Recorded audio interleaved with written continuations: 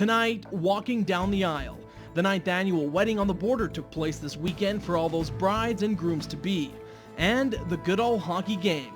We play hockey because we like it, and it's also very social.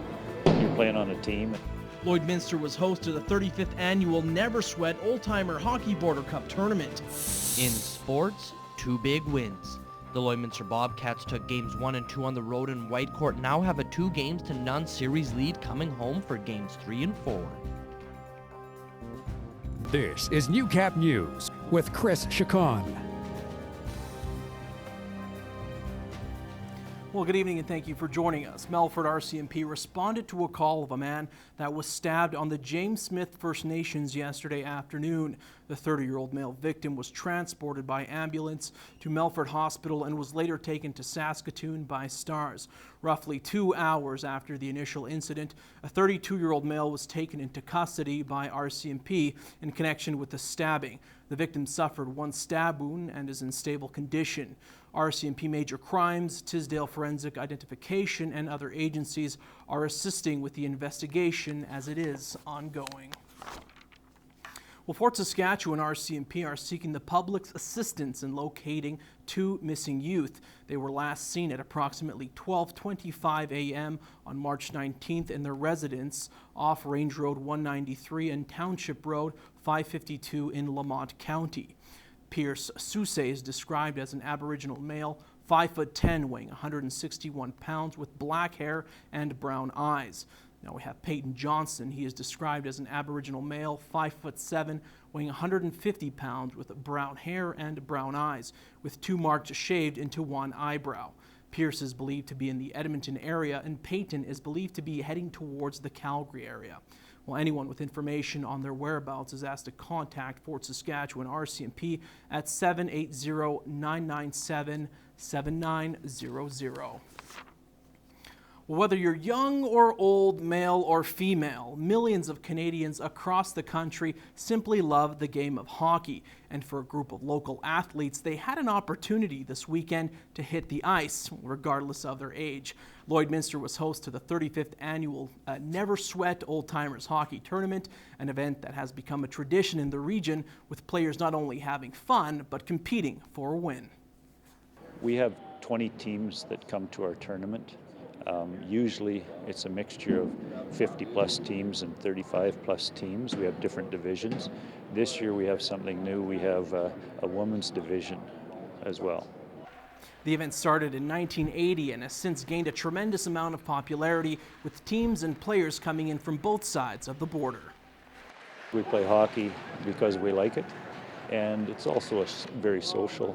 You're playing on a team, and so there's a social aspect of hockey as well. The tournament wrapped up this weekend with players already looking forward till next year.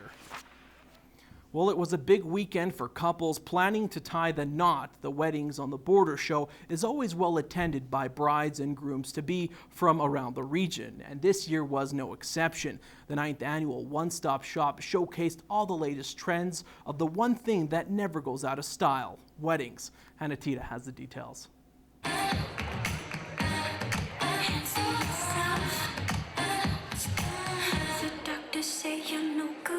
While models brought the glitz and the glamour on the runway, local vendors brought inspiration and ideas to the venue. Dresses, cakes, photographers, and flowers, anything wedding related, the bridal show had it. Hundreds of brides-to-be brought their entourage to the trade show on a mission to get ideas for the big day. Photography, definitely. The limo was really a good idea. I like the venue choices and all the decorations. Organizer of Weddings on the Border, Jennifer Jakula, says of the close to 80 vendors, 75% of them were businesses right here in our city. She adds while attendance was down slightly from the previous years, they saw more brides planning for 2017 weddings. I think brides, they're all still getting married, they're still booking venues, maybe being a little more careful with their budgets this year, but we're not seeing a huge reflection so far of the recession as far as it is relating to people's weddings. Some wedding trends may have stuck around this year, but Jakula says the show also brought some new ones to the mix. I think wedding trends for Lloyd, we're seeing still burlap a little bit. Rustic and vintage are still very hot. A little bit of sparkle with metallics. Some jewel tones coming in, but of course the blush pinks and pastels are still very hot as well. With the peak wedding season right around the corner, the show was the perfect time for couples to come out and start planning. Wedding season usually fires up kind of as soon as we get leaves on the trees and green grass on the ground.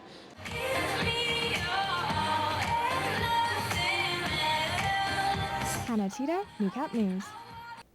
Well, Hannah Tita, joining me on the desk for our first look at weather. So first weekend of spring, going into the first week of spring. Yes. Pretty exciting news. It is, and we do have some sad news though. We might see some more snow this week, which is too bad because I don't think anyone wants to see snow this time of year. But right now we're sitting at 0, so it's not too bad. We're the only region right now with a wind chill of -6, and humidity is sitting at 70% with winds gusting up to 33 kilometers an hour. Let's take a look at the rest of the region. Lakeland is sitting at 4 degrees outside right now, so not too bad, and fairly calm winds out of the east at 18 kilometers an hour, 0 in the Battlefords, and sunny with winds gusting up to 37 Ks. I'll have more weather details as well as a look at your 7-day forecast coming up a little later in the show. This is Newcap Sports with Brett Morton. Lloydminster Bobcats second round playoff series got off to a great start as they took Game 1 and Game 2 on the road against the Whitecourt Wolverines.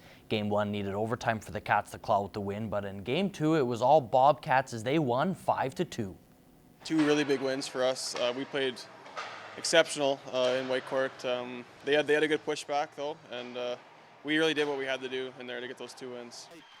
Game 3 and 4 are Monday and Tuesday here in the border city, and the Cats hope to close the series out in 4 games. This next game here, Game 3, is really important. We definitely have to have a good effort out there and get that win for sure. And for having those home ice fans is really nice because I know Whitecourt's fans, they were pretty rowdy, so it really helped them I think too. For the Bobcats isn't going to change from Game 1 and 2 since it brought them success in the first 2 games. Like what we did in Whitecourt is come out hard and play our physical, strong game. They can't handle that, and come out the first period and we got to shut them down. Puck drop for Game 3 is 7:30 p.m. at the Civic Center. Well, the Lloydminster Icecats season came to an end yesterday after they were defeated by the Sherwood Park Royals in the second round of the playoffs. Although the Icecats didn't achieve their main goal of the season, they still had a lot of success and have nothing to hang their heads about. Simply told the girls flat out that what we did was spectacular. There's lots of things to take away, lots of positives. You look at girls fighting through injuries, coming back.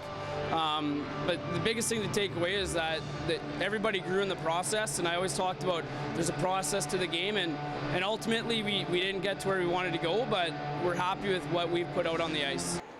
This was Cashel's first season as head coach of the Icecats, so not only was it a learning process for him, but also his players. Going back to the start of the year, it was a little bit of an eye-opener just because new girls coming in, I didn't know a lot of them, and the whole process of just getting from the start of the year to the end of the year was just making sure that we grew as a team and grew individually on and off the ice. And the coaching staff we had, I think, accomplished our goals this year other than just moving on in the finals. Well, the Icecats finished the season off with 19 wins, 10 losses, and 3 overtime losses, ending up in 3rd place in the North Division. The Icecats were just 2 wins away from the final playoff tournament, but all in all, it was a very successful season. Well, the Bantam B female Lloydminster Blazers are in Hinton for the Hockey Alberta Provincials this weekend. This morning in the semi-final, they defeated Strathmore 4-0, punching their ticket to the gold medal game against Lacombe. They are currently in double overtime against Lacombe. We will have a score for you on the late night. Well, last weekend we brought you the story of the Cap Arena in St. Paul as they were looking to become one of the top 2 finalists in Kraft Hockeyville. Last night on Hockey Night in Canada, the top 2 communities were unveiled. Unfortunately, St. Paul did not crack the top 2. Lumbee, BC, and St. Isidore, Quebec are the 2 final communities that are eligible for the grand prize. However, the other 8 communities that were not in the final 10 are now in the voting for 3rd place prize. The voting for that will wrap up tomorrow. The first, second, and 3rd place prizes will be announced on Hockey Night in Canada, April 2nd. Well, the Northeast Alberta Junior B League final wrapped up last night with the Wainwright Bisons defeating the Killam Wheat Kings 5-4 and taking the series 4-1. The Wainwright now and Killam will both head off to the Hockey Alberta Provincial Tournament held in Red Deer March 31st to April 3rd. And down to tennis here, Milos Raonic taking on Novak Djokovic in the championship game. Raonic already down 2-love in the first set. Triple break point here. They trade a few shots back and forth before Raonic's forehand goes wide there. Djokovic breaks him for the second time in the set. Well, later in the set, now 4-0 Djokovic. Raonic's serve is too powerful. He wins his first game of the match. Then Raonic down on serve here, 5-1. It's going to be another good rally by both men. Djokovic staying near the baseline there. Raonic, he's going to come up and fire the overhead smash there. Boom, still trails the set 5-2 then with Djokovic serving for the set. Raunic's cross-court forehand goes out wide there. Djokovic, he is going to take the first set 6-2. Now, before the second set got underway, Raonic left briefly with a lower body injury. Remember, he was hurt at the Australian Open. However, the Canadian, he would return a few minutes later. Raonic serving to start the second set, down 30-40, and Djokovic breaks him once again as Raunic's backhand hits the net. Nothing really going on for Raonic on this day. Another break point here. Raonic, he's going to airmail the forehand into the crowd. He went about 15 rows deep there. Unfortunate. Well, Djokovic, he's taking a 5-0 second set lead, serving for the championship on double championship point. Forehand goes wide, hits the net. Raonic loses in straight sets to the world's number 1. Well, that's sports. Hannah Tita has your weather up next. Stay with us. This is Newcap weather with Hannah Tita. Welcome back. Currently sitting at a nice 0 degrees outside right now, but feels more like -6 with the wind chill. Let's go over to the satellite radar over the past 12 hours. So as you can see to the west of us, there is some snow and precipitation, and that will be working its way into our province. And unfortunately, we could see up to 5 centimeters of snow tomorrow. Let's go over to the systems map for the next 24 hours. There is a low pressure system in our area right now, but thankfully that will be pushing its way south, and we shouldn't see any disturbances tomorrow in our region. Let's go over to the Battleford. It's currently sitting at 0 degrees outside right now, and sun is still shining with winds gusting up to 37 degrees Celsius. -4 for an overnight low, and partly cloudy, becoming more cloudy overnight, and then winds dying down a little bit to 30 kilometers an hour. -3 for a daytime high tomorrow, and -9 for the low. And snow will be starting first thing in the morning, and they will be seeing anywhere between 2 to 4 centimeters of snow tomorrow in that region. Back in the Lakeland area, they're sitting at 4 outside right now and mostly cloudy. -4 for an overnight low, and winds gusting up to 20 kilometers an hour. -2 for a daytime high tomorrow with a low of -8, and periods of snow also beginning first thing in the morning, but thankfully only seeing up to 2 centimeters of snow in that region. Back here in the Midwest, we're sitting at 0, and humidity is sitting at 70% outside right now. -4 for an overnight low, and then winds calming down to 20 kilometers out of the east overnight. -2 for a daytime high tomorrow with a low of -9, and seeing up to 5 centimeters of snow, so we should be getting the most amount of snow in the region. Let's go over to the 7-day forecast. So it looks like it just doesn't feel like winter outside right now, and we're going to be seeing a daytime high of -2 tomorrow and a low of -9. And then back down to -5 on Tuesday with a low of -7 and 2 centimeters of snow, so that will be sticking around in our region for a while. -1 for a daytime high on Wednesday with a low of -5. And then up to +1 on Thursday with a low of -6, and up to 2 centimeters of snow on Thursday. Things cooling down a little bit on Friday, down to -3 with a low of -10. And then cloud cover should be working its way out of our region a little bit on Saturday, a high of 0 with a low of -11, and then up to +2 on Sunday to end off the week, and it's going to be a nice temperature with a low of -6. Here's a look at your 7-day forecast.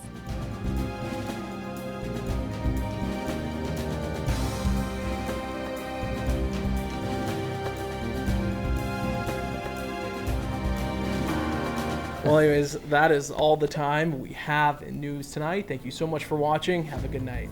Good night.